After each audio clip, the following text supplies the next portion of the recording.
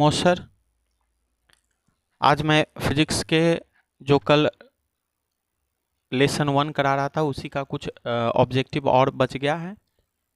आधे ऑब्जेक्टिव प्रकाश का परावर्तन मैंने कल कराया, प्रकाश का अपवर्तन बच गया है जिसे आज मैं कराने जा रहा हूं।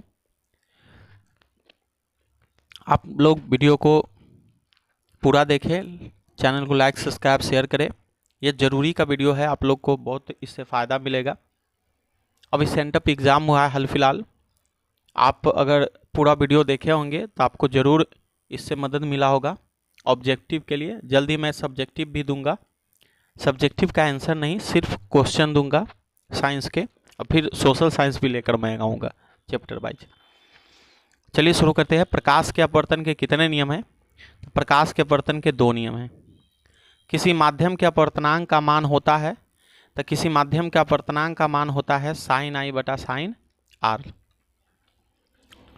अगला सवाल है, लेंस की क्षमता का एसआई मात्रक है। तो बता दें कि लेंस की क्षमता का एसआई मात्रक जो है डायप्टर है, और सिर्फ मात्रक पूछे तो पर मीटर। अगला सवाल है, अवतल लेंस में आवर्धन m बराबर क्या होता है? तो चूंकि लेंस अवतल है तो आवर्धन, चूंकि लेंस है तो हो जाएगा v बटा यू। यही अगर दर्पण होता तो माइनस v बटा यू। अगला हीरे का अपवर्तनांक कितना होता है? तो हीरे का अपवर्तनांक होता है 2.42। देखिए ऐसे थोड़े से मतलब थोड़े से अगर नज़र हटी तो दुर्घटना घटी वाली बात हो जाएगी। हीरे का अपवर्तनांक है 2.42। निम्नलिखित में से किस लेंस को अपसारी लेंस कहते हैं? आपको याद होगा अपसारी लेंस किस लेंस को कहते हैं? आपने अगर बढ़िया से पढ़ा होगा तो जरूर याद होगा, अवतल लेंस। अपसारी अवतल ऐसे याद रखिएगा, और अभिसारी तो उत्तल। विरल माध्यम से सघन माध्यम में जाती हुई किरण मुड़ जाती है। अगर विरल माध्यम से सघन माध्यम में जाएगी, है ना, तो अभिलंब की ओर मुड़ जाएगी। अभिलंब की ओर मुड़ जाएगी। ऑप्शन नंबर ए जो है हमारा सही जवाब है। अगला है, निम्नलिखित में से किस लेंस की फोकस दूरी धनात्मक होती है? यानी कौन सा लेंस है जिसकी फोकस दूरी धनात्मक होती है? तो उत्तल लेंस। और अवतल लेंस की फोकस दूरी ऋणात्मक होती है। अगला सवाल है, चिन्ह की दृष्टि से चिन्हों के निर्देशांक प्रॉपर्टी में धनात्मक फोकस दूरी होता है। चिन्हों के जो निर्देशांक प्रॉपर्टी है इसमें धनात्मक फोकस दूरी जो होता है वो उत्तल लेंस की और उत्तल दर्पण की, यानी ए और बी दोनों। सघन माध्यम से विरल माध्यम में गमन करने पर आपतन कोण और अपवर्तन कोण में क्या संबंध होता है? सघन माध्यम से अगर विरल माध्यम में अगर प्रवेश कर रही है प्रकाश, तो आपतन कोण बड़ा होगा अपवर्तन कोण से। निर्देशांक चिन्ह प्रॉपर्टी में सभी दूरियां मापी जाती है। निर्देशांक चिन्ह प्रॉपर्टी में सभी दूरियां जो है ध्रुवों से मापी जाती है। शब्दकोश के छोटे अक्षरों को पढ़ने के लिए किस लेंस का उपयोग किया जाता है? शब्दकोश के अगर छोटे अक्षरों को पढ़ना है तो आपको 5 सेंटीमीटर फोकस दूरी का उत्तल लेंस का उपयोग करना होगा। ऑप्शन नंबर सी जो है सही जवाब है। अगला सवाल है, उत्तल लेंस द्वारा आवर्धित काल्पनिक प्रतिबिंब तब बनता है जब वस्तु रहती है। उत्तल लेंस द्वारा आवर्धित काल्पनिक प्रतिबिंब तब बनता है जब वस्तु फोकस और लेंस के बीच रहती है। अगला सवाल है, निम्नलिखित में से किसी वस्तु का वास्तविक प्रतिबिंब कौन बना सकता है? निम्नलिखित में से किसी वस्तु का वास्तविक प्रतिबिंब कौन बना सकता है? तो इसके सही आंसर है ऑप्शन नंबर बी, उत्तल लेंस। किसी बिंदु वस्तु से निकालकर किरणें किसी लेंस की अपवर्तित होकर जिस बिंदु पर मिलती है उसे क्या कहते हैं? किसी बिंदु वस्तु से निकलकर किरणें किसी लेंस से अपवर्तित होकर जिस बिंदु पर मिलती है उसे क्या कहते हैं? 78 नंबर है। 78 का सही जवाब हो जाएगा ऑप्शन नंबर सी, फोकस कहते हैं। अगला है, फोटोग्राफी कैमरा का अभिदृश्यक होता है। यानी फोटोग्राफी कैमरा जो होता है उसका अभिदृश्यक किस तरह होता है? तो उत्तल लेंस की तरह होता है। अगला सवाल है एल्कोहल का अपवर्तनांक क्या होता है? तो एल्कोहल का अपवर्तनांक होता है 1.36। अगला सवाल है फोकस पर अभिसरित करने वाला किरणपुंज अपवर्तन के बाद समांतर किरणपुंज में बदल जाता है, लेंस का नाम देना है। लेंस का नाम बताना है, लेंस कौन सा लेंस है? तो उत्तल लेंस है, ऑप्शन नंबर बी जो है सही जवाब है। अगला सवाल है आवर्धन m का ऋणात्मक मान बताता है कि आवर्धन m का ऋणात्मक मान बताता है कि वस्तु के अपेक्षा प्रतिबिंब उल्टा है। वस्तु के अपेक्षा प्रतिबिंब उल्टा है। लेंस सूत्र क्षमता के पदों में होगा। लेंस सूत्र जो है क्षमता के पदों में होगा P बराबर 1/f बराबर 1/v माइनस 1/b, यानी ऑप्शन नंबर ए जो है हमारा सही जवाब है 83 का। अगला सवाल है निम्नलिखित में से प्रकाशिक माध्यम कौन है? 84 का है। निम्नलिखित में से प्रकाशिक माध्यम कौन है? तो शीशा। अगला सवाल है किसी गोलीय दर्पण तथा किसी पतले गोलीय लेंस दोनों की फोकस दूरियां -15 सेंटीमीटर है। दर्पण तथा लेंस संभवतः है। अगर -15 सेंटीमीटर है तो दर्पण और लेंस कैसे है? तो दोनों अवतल होंगे। अगला सवाल है प्रकाश का चाल न्यूनतम होता है, यानी प्रकाश का चाल जो है सबसे कम होता है तो कांच में। अगला सवाल है एक पारदर्शी गोलीय कवच की बाहरी त्रिज्या 20 सेंटीमीटर तथा भीतरी त्रिज्या 19.8 सेंटीमीटर है। त्रिज्या आपतित प्रकाश के लिए यह कैसी व्यवहार करेगा? आपतित प्रकाश के लिए कैसा व्यवहार करेगा? तो अवतल लेंस की भांति, ऑप्शन नंबर डी जो है सही जवाब है। प्रतिबिंब की ऊंचाई और वस्तु की ऊंचाई के अनुपात को क्या कहते हैं? तो आवर्धन कहते हैं, ऑप्शन नंबर ए सही जवाब है।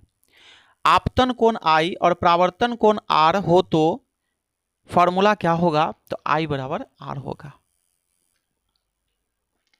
89 नंबर। अगला है मान लिया कि माध्यम 1 में प्रकाश का वेग v1 और माध्यम 2 में प्रकाश का वेग v2 हो तो अपवर्तन कोण n21 का मान क्या होगा?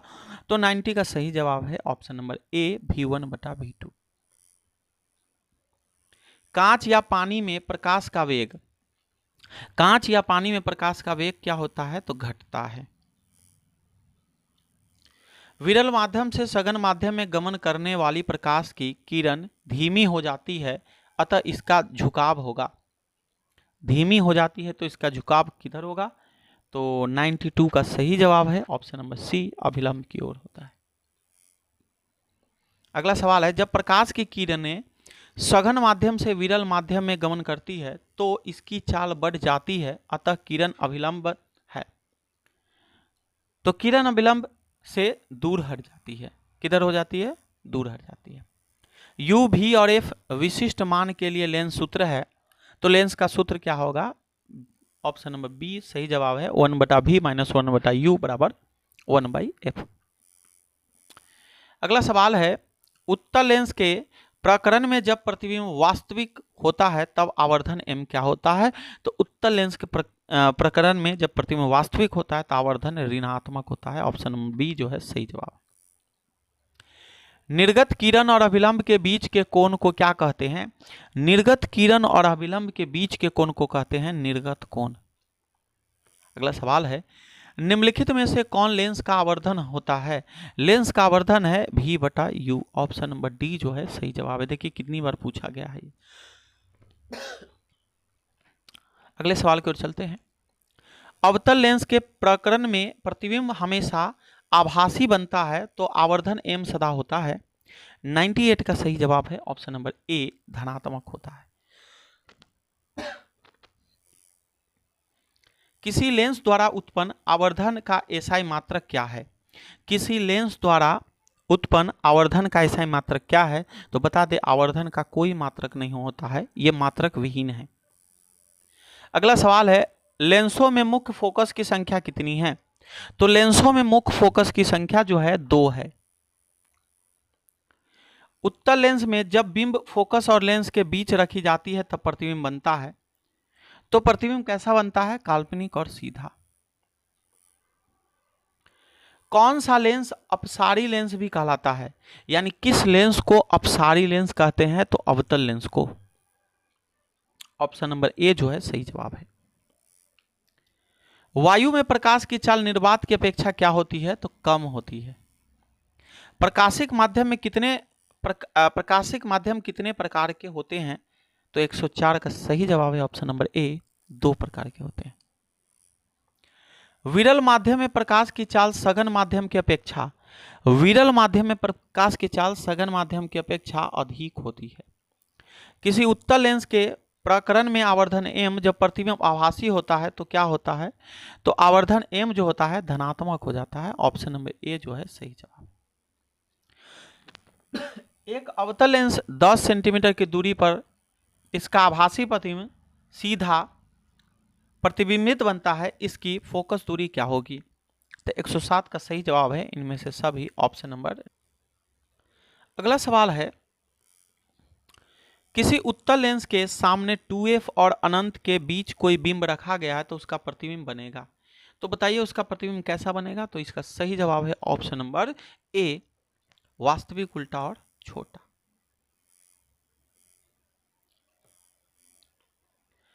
कोई लेंस के संयोजन से बना एकल लेंस की उपयोगिता होती है सूक्ष्मदर्शियों के लेंस में।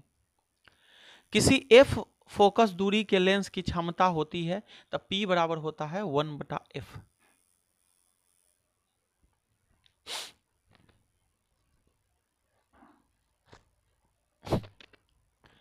द्विअवतल लेंस की फोकस कहा जाता है, द्विअवतल लेंस को कहा जाता है, तो द्विअवतल लेंस को क्या कहा जाता है, तो अपसारी लेंस कहा जाता है। Option number A. किसी लेंस से बाहर की ओर उभरे 2 गोलीय पृष्ठ हो तो उसे कहते हैं, तो क्या कहते हैं, तो इसका सही जवाब है ऑप्शन नंबर सी, उत्तल लेंस कहते हैं। उत्तल लेंस की क्षमता होती है, 113 नंबर है सवाल, उत्तल लेंस की क्षमता क्या होती है, तो धनात्मक होती है। माध्यम बदलने से प्रकाश का वेग बदलना कहलाता है, तो माध्यम बदलने से प्रकाश का वेग बदलना क्या कहलाता है, तो 114 का सही जवाब हो जाएगा ऑप्शन नंबर बी, अपवर्तन कहलाता है। पानी में प्रकाश का वेग cw, कांच में प्रकाश का वेग cg होगा, तो इसमें से कौन सा सही होगा, तो प्रकाश पानी में ज्यादा स्पीड से चलेगा और कांच में कम। ऑप्शन नंबर बी सही जवाब है। 116 नंबर सवाल है, कह रहा है कि किसी माध्यम का अपवर्तनांक म्यू और इसमें प्रकाशिक वेग c है, तो इसके आंसर क्या होंगे, तो इसके आंसर होगा ऑप्शन नंबर ए। अगला है, कांच की सिल्ली से पार करने वाली प्रकाश किरणें में पैदा होती है, तो कांच की सिल्ली से प्रकाश पार करने वाली प्रकाश की किरणें में पार्श्विक विस्थापन पैदा होता है। अगर वायु में प्रकाश का वेग c तथा एक माध्यम में प्रकाश का वेग v, तो निरपेक्ष अपवर्तनांक nm का मान होगा, ये क्या होगा, तो 118 का सही जवाब है ऑप्शन नंबर ए, c/v। मृग मरीचिका का कारण है, मृग मरीचिका को हम लोग बोलते हैं पूर्ण आंतरिक परावर्तन। मृग मरीचिका का क्या कारण है, तो ऑप्शन नंबर डी है, पहले आपतन और बाद में पूर्ण आंतरिक परावर्तन होता है। अगला सवाल है, क्रांतिक कोण है, क्रांतिक कोण किसको कहते हैं, तो ऑप्शन नंबर ए, सघन माध्यम में आपतन कोण को कहते हैं। एक लेंस की क्षमता -5 डायोप्टर है, इसकी फोकस दूरी क्या होगी, तो f बराबर होता है 2 इंटू डायोप्टर है, तो f बराबर होगा 1/p, f बराबर 1/p, यानी 1/-5 इंटू 100 करेंगे, 5 से काटेंगे 20 बार में, यानी -20 सेंटीमीटर। अगला सवाल है, किसी बिंब का वास्तविक तथा समान साइज का प्रतिबिंब प्राप्त करने के लिए बिंब को उत्तल लेंस के सामने रखना होता है, तो बताइए कहाँ रखना होता है, तो इसको ऑप्शन नंबर सी, 2f पर। निम्नलिखित में से कौन सा पदार्थ लेंस के लिए प्रयुक्त नहीं किया जा सकता है, तो बता दें लेंस के लिए जो है मिट्टी प्रयुक्त नहीं की जा सकती है। जिस लेंस का एक तल उभरा हुआ होता है लेकिन दूसरा तल समतल होता है उसे क्या कहते हैं? जिस लेंस का एक तल उभरा हुआ है और दूसरा तल समतल है तो उसको कहते हैं समतलोत्तल। पानी से भरी बाल्टी की गहराई कम दिखाई देती है किसके कारण? तो अपवर्तन के कारण। अगला सवाल है, हवा में टंगी वस्तु को पानी के अंदर से पानी की सतह के लंबवत देखने पर इस वस्तु का प्रतिबिंब वस्तु से कैसा दिखाई पड़ेगा? ये सवाल है। तो वस्तु से अधिक दूर दिखाई देगा। ऑप्शन नंबर ए जो है सही जवाब है। एक उत्तल लेंस की फोकस दूरी -20 सेंटीमीटर है। लेंस की क्षमता क्या होगी? अगर P निकालना है तो 1/20 हो जाएगा और ये सेंटीमीटर में है तो सेंटीमीटर को मीटर में कन्वर्ट कर दीजिए। 100 से गुना कर दीजिए, है ना। तो जब आप इसमें 100 से गुना करोगे तो 20 से काटोगे 5 बार में, यानी +5 डायप्टर इसका सही जवाब होगा। किसी लेंस के प्रकीर्णित केंद्र से, किसी लेंस के प्रकाशीय केंद्र से होकर गुजरने वाली किरणों के पथ में अपवर्तन के बाद क्या होता है? तो 128 का सही जवाब है ऑप्शन नंबर ए, विचलन नहीं होता है। अगला है, पानी में डाली हुई छड़ टेढ़ी दिखाई पड़ती है, इसका कारण है? पानी में डाली हुई छड़ टेढ़ी दिखाई पड़ती है, इसका कारण है अपवर्तन। निम्नलिखित में से किसका अपवर्तनांक सबसे अधिक होता है? निम्नलिखित में से किसका अपवर्तनांक सबसे अधिक होता है? तो हीरा का। निम्नलिखित में से किस लेंस को अभिसारी लेंस कहते हैं? निम्नलिखित में से किस लेंस को अभिसारी लेंस कहते हैं? तो उत्तल लेंस को। ऑप्शन नंबर ए सही जवाब है। निम्नलिखित में से किस लेंस की फोकस दूरी धनात्मक होती है? 132 का आंसर है ऑप्शन नंबर बी, उत्तल लेंस की। किसी अवतल लेंस के लिए एक फोकस दूरी होती है, किसी अवतल लेंस के लिए एक फोकस दूरी होती है ऋणात्मक।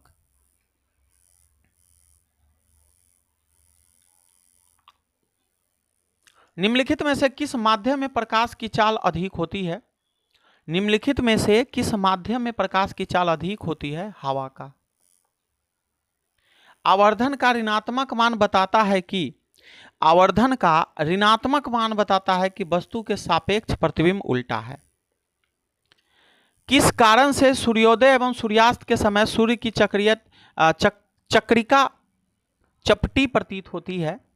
तो बताना है कि किस कारण से होती है, तो वायुमंडलीय अपवर्तन के कारण से। वास्तविक वस्तु का आभासी प्रतिबिंब बनता है, वास्तविक वस्तु का आभासी प्रतिबिंब बनता है समतल दर्पण में। वास्तविक वस्तु का वास्तविक प्रतिबिंब नहीं बनता है, वास्तविक वस्तु का वास्तविक प्रतिबिंब नहीं बनता है, तो 138 का सही जवाब है इनमें से कोई नहीं। वस्तु से छोटा प्रतिबिंब बनता है, वस्तु से छोटा प्रतिबिंब कहां बनता है? तो ए और बी दोनों सही है, यानी अवतल और उत्तल दोनों। अगला है, सिनेमा के पर्दे पर किस प्रकार का प्रतिबिंब बनता है? 140 का सही जवाब है ऑप्शन नंबर ए, वास्तविक प्रतिबिंब बनता है। जिस माध्यम का अपवर्तनांक अधिक है वह कम अपवर्तनांक वाले माध्यम की तुलना में क्या होता है? तो कम अपवर्तनांक वाले माध्यम की तुलना में प्रकाशिक सघन होता है। अगला सवाल है, शीशा या कांच किस प्रकार का माध्यम है? शीशा या कांच किस प्रकार के माध्यम है? तो जो है यह है प्रकाशिक माध्यम है। 142 का सही आंसर है ऑप्शन नंबर ए। प्रकाश की चाल अलग अलग माध्यमों में अलग अलग होती है, भिन्न भिन्न होती है। ऑप्शन नंबर बी जो है सही जवाब है। कांच से प्रकाश की किरणें गुजरती है तो क्या होता है? कांच से प्रकाश की किरणें गुजरती है तो क्या होता है? तो कुछ भाग परावर्तित होता है, कुछ भाग अपवर्तित होता है, कुछ भाग अवशोषित होता है। इनमें से सभी ऑप्शन नंबर डी जो है सही जवाब है। बस अब कुछ ही सवाल बच गए हैं, थोड़े से सवाल है, 160 के आसपास सवाल थे और हमने शुरू भी किया था 63 के आसपास से।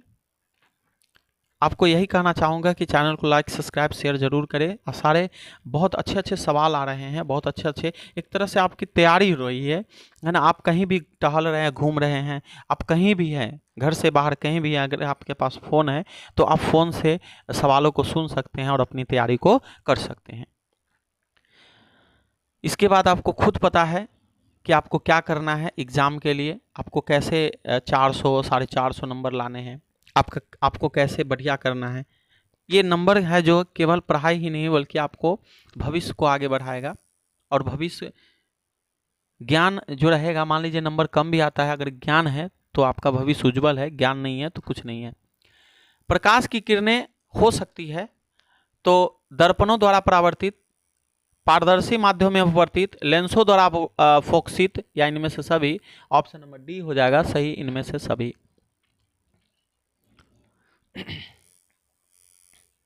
किसी पारदर्शी माध्यम से प्रकाश की किरणें गुजरने पर आपतन कोण और निर्गत कोण में क्या संबंध होता है? तो 146 का सही जवाब है ऑप्शन नंबर ए, बराबर होता है। प्रकाश हमेशा निम्नलिखित संरचना के साधन प्रदान करता है। तो प्रकाश किस प्रकार की संरचना का साधन प्रदान करता है? तो कांच के रेशों से बुनी तंतु, प्रकाशिक, टेलीफोन, इनमें से सभी। प्रकाश की निर्वात में चाल C1, प्रकाश की माध्यम में चाल V1, तो अपवर्तनांक n बराबर क्या होता है? तो होगा इसका आंसर ऑप्शन हो जाएगा 148 का सही जवाब हो जाएगा ऑप्शन नंबर 1 A C1/V1। अगला सवाल है, कांच के स्लैब से होकर गुजरने वाली किरण के लिए आपतित किरण और निर्गत किरण एक दूसरे के क्या हो जाएंगे? तो इसका सही जवाब हो जाएगा ऑप्शन नंबर सी, समांतर हो जाएंगे। क्रांतिक कोण सघन माध्यम में वह आपतन कोण है जिसके लिए विरल माध्यम में अपवर्तन कोण होता है। तो इसका आंसर हो जाएगा 150 का सही आंसर हो जाएगा ऑप्शन नंबर सी, 90 डिग्री। वायुमंडलीय अपवर्तनांक के कारण ही आकाश में क्या होते हैं? वायुमंडलीय अपवर्तनांक के कारण ही आकाश में तारे टिमटिमाते हैं। आंखों में प्रवेश करने वाले तारे के प्रकाश फ्लक्स में निरंतर परिवर्तन के कारण तारों की स्थिति हमेशा बदलती रहती है, जिसे आंखों के तारे दिखते हैं टिमटिमाते हुए। सूर्योदय सूर्यास्त के समय वायुमंडलीय अपवर्तनांक के कारण सूर्य की स्थिति का पता चलता है।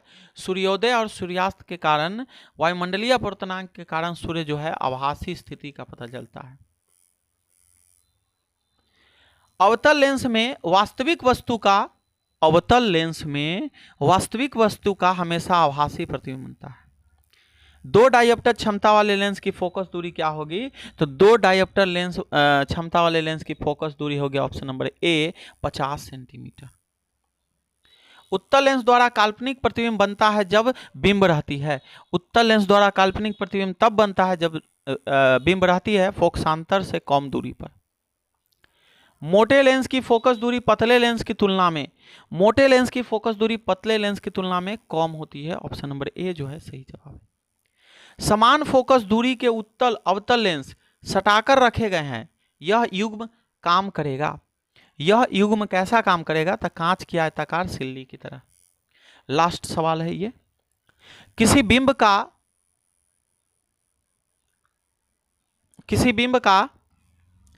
बिंब का इन्फिनिटी पर प्रतिबिंब प्राप्त करने के लिए बिंब को उत्तल लेंस के सामने कहां रखे हैं?